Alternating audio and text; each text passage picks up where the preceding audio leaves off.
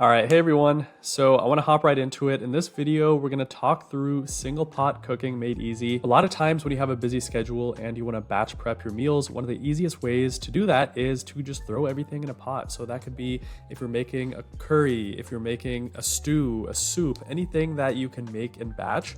We're going to talk through how to actually handle that, how to cook it, how to log it, all that stuff. So we're going to go through 3 different scenarios. We're going to talk through if you have a recipe that you find online where it gives you the information per single serving, if you have a recipe that you found that provides the information for an entire batch, so for multiple servings, or if you have like a family recipe or something, or you're just throwing things into a pot and you don't have the actual recipe or the details provided. All right, so the first example is, let's say you find a recipe on like TikTok, YouTube, Instagram, Google, wherever, and it gives you the information for a single serving. This actually makes it so easy. So in this scenario, when you're actually planning out the servings, what you want to do is if you're just cooking for a single serving, then literally just follow the recipe as it's written, and it's really that simple. And if you're planning out to batch cook this type of recipe, then it makes it even easier. So if you're gonna cook for 4 days, for example, just multiply the ingredients on the recipe by the number of servings. So let's say the recipe for a single serving has 100 grams of chicken per serving.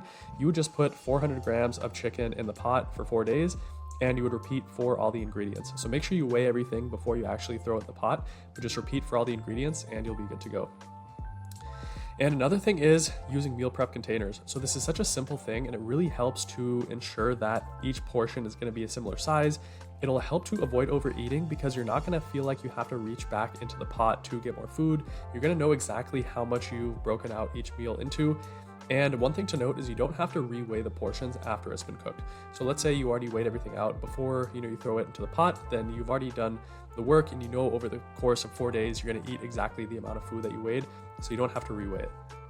Okay, so the second instance is going to be, let's say you find a recipe that has the details for a batch serving. So this one I found online has a recipe for 5 servings, and this is pretty common. You'll find this a lot. And all we have to do is kind of work backwards. So when we're planning out our servings, if you want to make a recipe for the 5 servings or for the entire batch as it's listed out, then just literally follow the recipe and you're good to go. And then still use meal prep containers because it helps to portion out everything. But let's say you want to make a single serving, then we're just going to work backwards. We're going to divide the recipe by the number of servings. So let's say the 5 servings for the batch has 500 grams of chicken. If you're going to weigh out for a single serving, then just put 100 grams of chicken in the pot for a day. Now, let's say you want to make a different number of servings than is listed on the recipe. What you're going to do is first figure out how much is in each individual serving. So like I just said, divide all the ingredients by the number of servings. And then from there, you want to multiply by however many servings you want to make. So if there's 100 grams of chicken for 1 serving and you want to make 3 servings, just multiply that by 3. And it's really that easy. Now, this last scenario is super common, and this is in a lot of cases if you have a family recipe or you're just eyeballing ingredients and you're used to doing something like this, you have things you're used to making and you just want to throw it all in there and just prepare it for yourself or for your family. It really does help to understand what actually goes into this recipe, and I'll show you exactly how to manage that. So the first thing you want to do is track the full batch. So before you cook the pot, you want to weigh the full weight of every single ingredient. So let's say, even if you're just eyeballing it, what you're going to do is before you throw everything into the pot, just put it on a food scale and weigh it before you throw it in. So let's say you have chicken and yogurt. Let's say you're making curry and you have like chicken, yogurt, spices, butter, whatever. Put it on a food scale and then throw it in there. That way you know everything that goes in there. You don't have to weigh out the spices because that's pretty much calorie free, but anything that actually has calories or substance, just go ahead and weigh that out. Now, since there's going to be no calorie info because it's a recipe that we're either eyeballing or a home recipe or something, use an app to get the nutritional info. So this makes it really easy. Since you're already weighing everything on a food scale before you throw it in the pot, now all you do is just log it in an app. So let's say, that same example, let's say we use 500 grams of chicken for the entire pot, put that in an app and just repeat for all the ingredients. And that way you know exactly how much protein, carbs, fats, and total calories are in the entire pot. And it's going to make it really easy to portion control and divide out the individual servings however you want to meal prep it.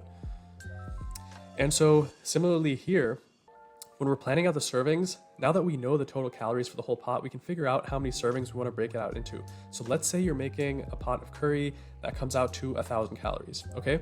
Now you can make an informed decision if you want to make 3 servings, which would be 333 calories each, or 2 servings, which would be 500 calories each.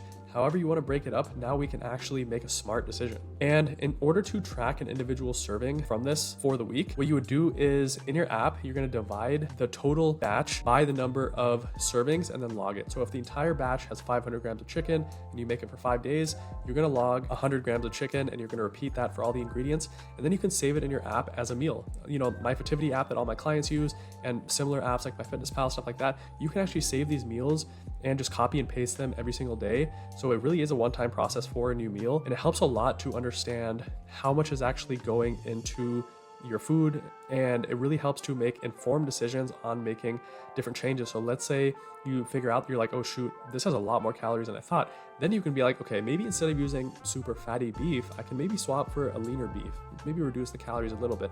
Or instead of using, whole milk in my recipe, maybe I'll use 2% milk.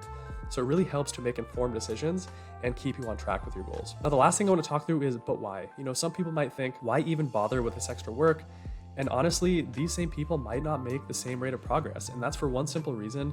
That is, the more you measure, the more you manage. It's a lot easier than it may seem. Sure, you can intuitively eat, but when you're dieting, it's so easy to overeat. And once you develop these fundamentals on actually understanding how much you're consuming, how to properly portion control, then at that point you get better at eyeballing things, making sure you're hitting all your nutrients, how you need to for your diet. But initially, it really helps to make sure you log everything, you break it out in specific portions, and it really goes a long way. So a little planning will help a ton to stay on track.